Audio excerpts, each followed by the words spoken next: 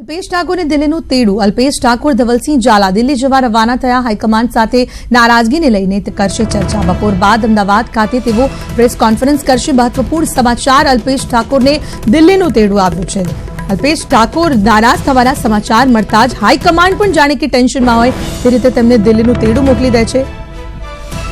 વધુ એક વખત અલ્પેશ ઠાકોર દિલ્હી જઈ રહ્યા હતા. અલ્પેશ ઠાકોરને દિલ્હીનું તેડું છે. ન માત્ર તેઓ એકલા ગયા છે, પરંતુ ધવલસિંહ ઝાલા પણ તેમની સાથે દિલ્હી જવા રવાના થઈ ચૂક્યા છે. હવે મહત્વપૂર્ણ બાબત એ છે કે કોંગ્રેસમાં ચાલી રહેલા આંતરિક વિવાદ, ક્યાંક અલ્પેશ ઠાકોરની નારાજગી અને આ તમામને લઈને હાઈકમાન્ડ હવે શું નિર્ણય લે છે તેના માટે તેમને દિલ્હી બોલાવવામાં આવ્યા છે. તેમની સાથે ચર્ચા પણ કરવામાં આવશે. એવી અફવાએ જે જોર પકડ્યું છે કે તે અલ્પેશ ઠાકોર ભાજપમાં જોડાઈ રહ્યા છે, પરંતુ આ વલણ સ્પષ્ટ કરી દીધું છે અલ્પેશ ઠાકોરે. તેમણે કહ્યું છે જે પણ કંઈ હશે તે આજે બપોરે 2 વાગે પ્રેસ કોન્ફરન્સ કરીને તેઓ પોતે સ્પષ્ટતા આપશે. સાથે સાથે તમામ સવાલોના જવાબ પણ આપી દેશે. એટલે કે હાઈકમાન્ડ અલ્પેશની નારાજગીને જોતા તેમને દિલ્હીનું તેડું મોકલ્યું છે.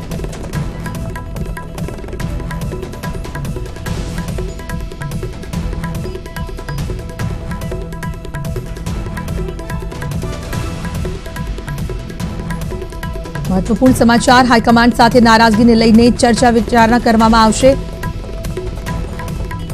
સંવાદદાતા વિભુ જોડાયા છે અમારી સાથે. વિભુ, બપોર બાદ અમદાવાદ ખાતે પ્રેસ કોન્ફરન્સ થશે. તમામની નજર આજે અલ્પેશ ઠાકોર પર છે. તેઓ શું નિવેદન આપે છે, તમામ સવાલોના જવાબ આપશે. વધુ વિગત આપશો.